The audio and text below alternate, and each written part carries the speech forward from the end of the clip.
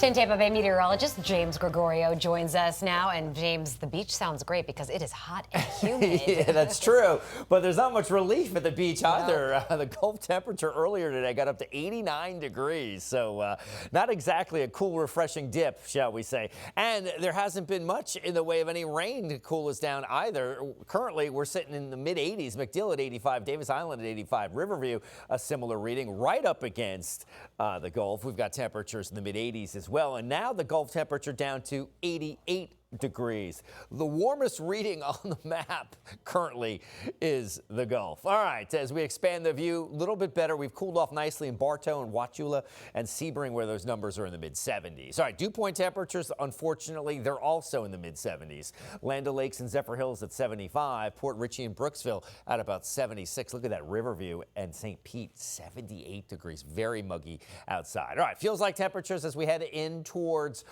tomorrow. We're going to be talking about feels like numbers tomorrow that, again, will feel like we're at 103, 104, 105, Bradenton at 105, Riverview at about 105 or so forecasted, 105 Wauchula and Arcadia, similar readings here. So just below heat advisory criteria, but again, you probably could have made the argument that we should have had one today. Satellite and radar picture here kind of telling the tale. Strong storms moved through the northeast earlier this evening. Stop play at the World Cup in Philadelphia, and we had a ground stop at Philadelphia International Airport. I don't think Atlanta's Hartsfield International Airport was in particularly great shape earlier either, as they had some weather as well. All right, marine forecast sees about 2 feet. Northwestern winds at 5 to 15 tomorrow. Light chop on the bay. There are no advisors in place. That UV index is through the roof at about a 12. All right, expected rainfall not through the roof. Very much so on the minimal side. 30–40% at best. Keep in mind, during the rainy season,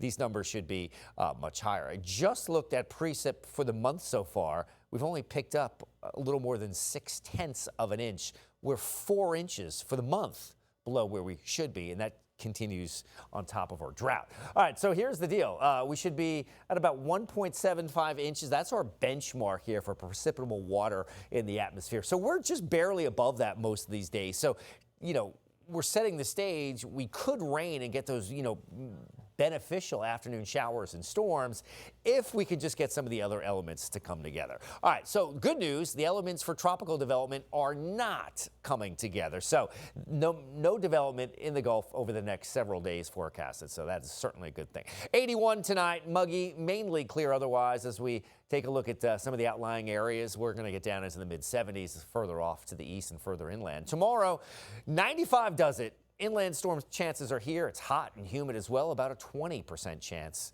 of some showers and storms. And a check of that 7-day forecast. And you know what? We're talking about high temperatures next few days in the low to mid 90s. The heat is on.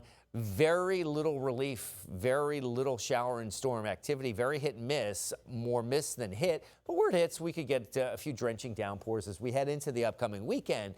It looks like we're going to be talking about a 40% chance on the way. And that is a look at your weather, Dave.